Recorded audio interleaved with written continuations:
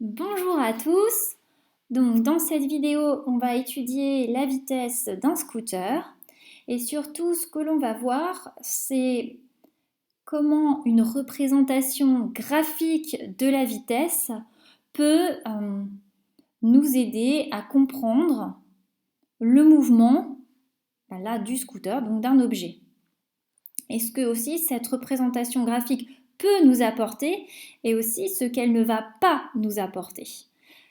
Et donc on va partir sur l'étude d'un scooter, sur l'étude de la vitesse d'un scooter à partir d'une animation sur le site PCCL.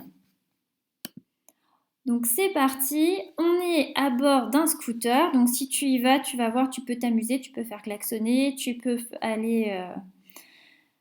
tu peux mettre les clignotants à droite, à gauche. Mais nous, ce qui nous intéresse surtout, c'est de faire avancer ce scooter. Et tu vas voir, je ne vais pas lésiner, je vais aller à fond. Et donc ce qu'on peut voir sur le graphique, c'est que la vitesse augmente au cours du temps. Puis là, comme je suis à fond, elle stagne en fonction du temps. Et maintenant, je vais lâcher. Donc je ne touche plus au scooter, enfin je suis toujours dessus. Et je vois que la vitesse, elle diminue en fonction du temps jusqu'à avoir une vitesse nulle, c'est-à-dire mon scooter n'avance plus. Donc cette représentation, on va l'étudier. Donc cette représentation, la voici. On a donc la vitesse du scooter en kilomètres par heure en fonction du temps en secondes. Et donc ce qu'on a vu, dans une première phase qui est en rouge, c'est que la vitesse du scooter, elle augmentait en fonction du temps. Puis dans une deuxième phase, elle stagnait en fonction du temps. Dans une troisième phase, quand j'ai tout lâché, quand j'ai lâché l'accélérateur, on va dire, la vitesse a diminué en fonction du temps. Et puis il y a une quatrième phase où mon scooter était à l'arrêt. Alors dans la première phase où la vitesse augmente en fonction du temps, qu'est-ce que je peux dire? Si la vitesse augmente en fonction du temps, dans ces cas-là, je peux dire que j'ai un mouvement qui est accéléré. Ça veut dire que le scooter accélère. Je n'ai pas dit la vitesse accélère, ce qui est faux. Je dis que c'est le scooter qui accélère et que le mouvement est accéléré.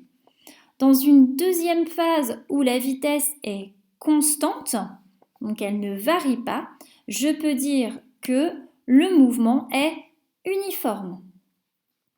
Dans une troisième phase où la vitesse diminue en fonction du temps, je peux dire que le mouvement est ralenti ou décéléré.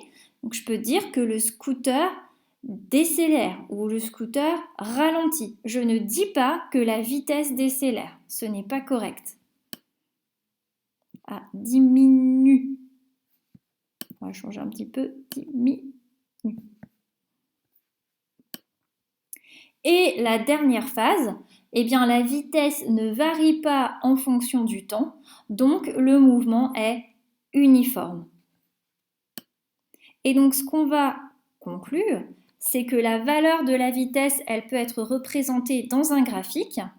Et là, ce que tu dois avoir en tête, c'est quand tu as ce genre de graphique, tu peux conclure simplement si le mouvement il est accéléré, uniforme ou décéléré. Tu ne peux pas dire que le mouvement est rectiligne. Rien ne te dit que là, le scooter était en ligne droite. Il pouvait très bien tourner ou pas, même si dans la vidéo, en effet, le scooter allait en ligne droite. Rien ne te dit, rien sur ce graphique ne t'informe de la trajectoire du scooter. Donc à partir de cette représentation graphique, tu n'as pas d'information sur la trajectoire de l'objet.